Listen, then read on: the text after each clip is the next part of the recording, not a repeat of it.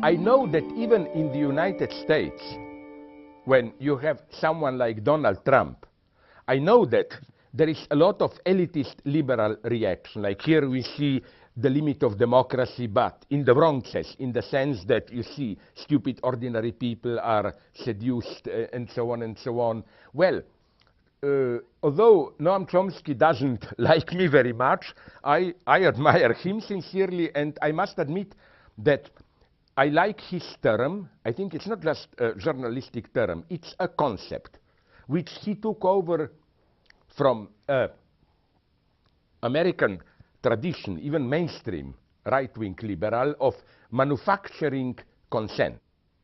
You know, democracy is not only formal rules of elections. Democracy is an entire thick network of how political consensus is built, a lot of unwritten rules. And now I think United States are at a very important moment, at a moment when this machine to build consensus has broken down. Now these are moments which can be catastrophic. In such moments, direct fascism can take over, but this can be also moments when the left, or whatever would be the new left, provides a new answer. So my first reaction to those elitist liberals who claim, you see, the stupid rednecks, white trash, or whatever, are voting for Trump is, yes, but it's your responsibility. One moment of truth in all those enraged people who vote for Trump is that they nonetheless saw clearly that this traditional machine of manufacturing consent no longer works. To put it in this slightly bombastic and exaggerated Marxist terms, the ruling ideology mobilizes certain machinery to keep people at check, to control the excesses and so on. That machinery no longer works. And here I'm not just a pessimist. In contrast to liberals, for whom Trump is the ultimate devil, ooh, it's a nightmare and so on, I claim, no, it's much more complex. Of course, Trump is almost, but not quite, proto-fascist phenomenon, but it's because they, the liberal centrist mainstream, because they failed. And that's why, not that I like in any way Trump. Trump is scum, trash, and so on.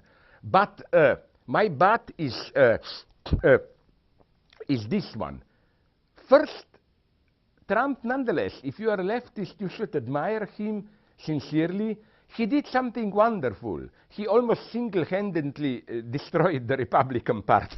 You know? That's what I mean. You have two main, vaguely, orientations. The Christian fundamentalist in the party, hardliners, and this Republican, liberal, enlightened, big business elite. Both of them are more or less horrified of Trump. And Trump is vulgar, but in his very vulgarity, you can see a common human baseness, opportunism. Now, I will say something horrible, but for me, people like Ted Cruz, or you remember 8 years ago, Rick Santoro, there's something much worse. Trump is a dirty, disgusting human being. Do you really think that Rick Santoro is a human being? I think that they are aliens. There is something so monstrous about them. So that's my first point. My second point is that I never trusted this absolute obsession with Trump. Oh, now we should be all together just to stop Trump. For this, we sacrificed Bernie Sanders. This is how Hillary got us. Hillary is not just LGBT rights, a little bit more progressive. Hillary is today the vote of the establishment, even of the Cold War establishment. Do you know that most of the big names of neocons from the era of George Bush, Paul Wolfowitz and so on, they moved to Hillary now? Hillary is not only the voice of the liberal establishment, he is also the voice of, let's call it, Cold War establishment. Now in the last days there was a propaganda against Trump saying, oh, but can we trust this guy? He will bring us into a new world war. No, I'm much more afraid that Hillary will do this. So again, in no way I'm for Trump. He personifies what I was talking about, this disintegration of public values, of public manners. This obscene situation where you can talk about whatever you want. Again, things which years ago were unthinkable as part of a public debate are now normalized.